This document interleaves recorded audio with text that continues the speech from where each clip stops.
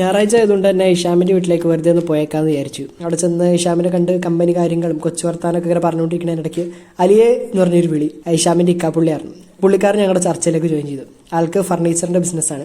ഞങ്ങളിങ്ങനെ ഈ ചെറിയ പ്രായത്തിൽ സ്റ്റാർട്ടപ്പും കാര്യങ്ങളൊക്കെ ആയിട്ട് നടക്കുന്നതുകൊണ്ട് ആൾക്ക് ഞങ്ങളെ വലിയ കാര്യമാണ്. അങ്ങനെ സംസാരിച്ച് വന്നപ്പോൾ ആളുടെ ബിസിനസ്സിനെ കുറിച്ച് കൂടുതൽ അറിയാനിടയായി. പുള്ളി ഫോൺ എടുത്തിട്ട് നീ കൂടെ തന്നെ ഒരു സാധനം കാണിച്ചു തരാമെന്ന് പറഞ്ഞ് പുള്ളിയുടെ ഫോണിൽ ഒരു സെറ്റിയുടെ ഫോട്ടോ കാണിച്ചിട്ട് ഇത് സപ്ലൈ ചെയ്തത് സീ കേരളത്തിലെ റിയാലിറ്റി ഷോക്കാന്ന് പറഞ്ഞു. എന്നിട്ട് ദിലീപ് ഇരിക്കുന്ന ഒരു ഫോട്ടോയും കാണിച്ചു തന്നു. അങ്ങനെ സംസാരിച്ച് വന്നപ്പോഴാണ് മനസ്സിലായത് പുള്ളിക്കാരൻ്റെ ക്ലയൻസ് ഒക്കെ സെലിബ്രിറ്റീസും അത്തരത്തിലെ ബിഗ് സ്റ്റാറ്റസ് ഉള്ള ആളുകളാണെന്ന്. അപ്പോൾ പുള്ളി നിങ്ങൾ വലിയ മാർക്കറ്റിംഗ് ചെയ്യുന്ന ഏജൻസി അല്ലേ, എൻ്റെ ഈ ബിസിനസ് ഒന്ന് ബ്രാൻഡ് ചെയ്താൽ എനിക്ക് കൊള്ളാമെന്നുണ്ട്, നിങ്ങൾക്ക് എന്ത് ചെയ്തു തരാൻ പറ്റുമെന്ന് എന്നോട് ചോദിച്ചു.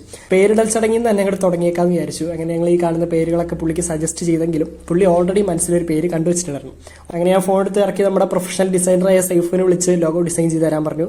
ആൾ 3 ദിവസത്തിനുള്ളിൽ ലോഗോ ഡിസൈൻ ചെയ്ത് അയച്ചു തന്നു. ഒട്ടോമൻ എന്ന് പറയുന്നത് 1963 തുടങ്ങിയ ഈ ഒരു ബിസിനസിന്റെ ലെഗസിയെ സൂചിപ്പിക്കുന്ന ഒരു പഴയ പേരും, വുഡ് ക്രാഫ്റ്റ് എന്ന് പറയുന്നത് 2 days കൊണ്ട് ക്രാഫ്റ്റ് ചെയ്ത് കൊടുക്കുന്ന ഫ്രഷ്ലി പ്രിപ്പയർഡ് ആയിട്ടുള്ള ഫർണിച്ചറിനെ കൂടി സൂചിപ്പിക്കുന്നത്.